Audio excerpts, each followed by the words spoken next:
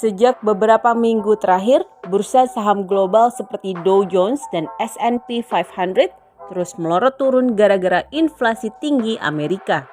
Investor pun takut kenaikan suku bunga The Fed akan lebih tinggi dari proyeksi awal. Bagaimana nasib IHSG beberapa bulan ke depan? Bagaimana sebaiknya strategi para investor saham menghadapi ini semua? Berikut analisis dari Dennis Christopher Jordan, analis Arta Sekuritas. Dampak secara global itu jelas kalau kejadian seperti ini akan jangka panjang gitu. Maksudnya bisa sampai akhir tahun atau mungkin tahun depan gitu ya. Karena setelah inflasi yang di luar perkiraan ini kan The Fed menaikkan suku bunga. Dari pernyataan The Fed yang saya cermati ya, mereka juga tidak yakin dengan kenaikan suku bunga hingga 50 basis poin yang akan terjadi dalam waktu dekat ini akan mengatasi inflasi gitu. Jadi bisa saja nanti di 2 atau 3 bulan ke depan akan ada kenaikan suku bunga lagi.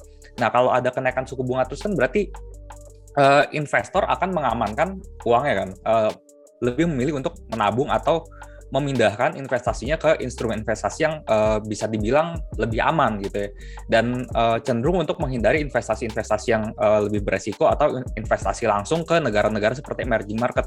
Makanya IHSG ini berdampak sejak beberapa pekan yang lalu ya.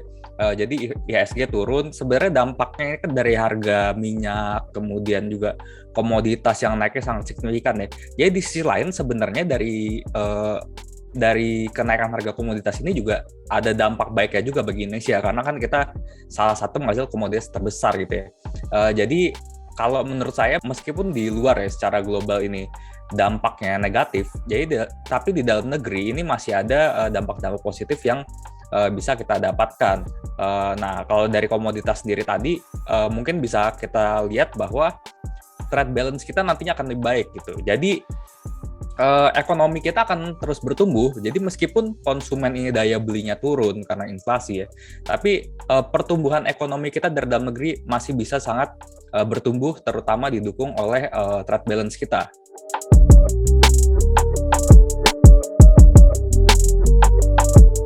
Kalau perkiraan saya, kalau untuk IHSG sendiri perkiraan saya harusnya sih nggak akan terlalu jauh ya dari titik terendah yang kemarin ya. Mungkin sejauh-jauhnya ya sekitar 6.500. Secara sinyal cukup jelas ya, terutama dari pada pekan kemarin ya, setelah kita libur lebaran itu kan, pada saat kita libur lebaran kan bursa Amerika kan ancur-ancuran. Nah, di situ ketika kita open market, ketika libur lebaran itu selesai, itu turunnya sangat drastis itu, dan volume juga cukup tinggi ya, itu mencerminkan tren bearish. Saya perkiraan mungkin kenaikan saat ini kan sekitar 6.800 ya.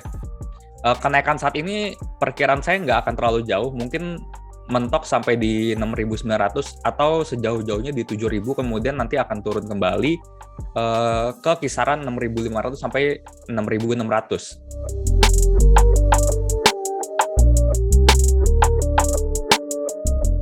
Saya rasa bisa, sangat bisa.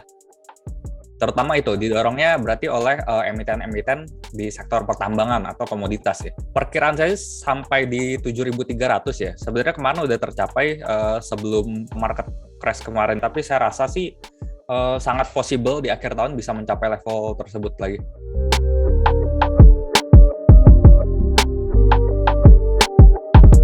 Sektor komoditas jelas ya, seperti ITMG, Adaro itu sangat layak diperhatikan. Kemudian perbankan kita juga masih sangat kuat, dari kinerja kuartal 1 juga terlihat cukup kuat setelah recovery pasca pandemi kemarin ya. Pada saat pandemi pun perbankan kita sangat kuat, setelah recovery semakin kuat lagi perbankan kita. Kemudian juga sektor lain seperti consumer tapi yang lebih ke bahan pokok ya, jadi seperti Indofood itu cukup menarik juga saat ini.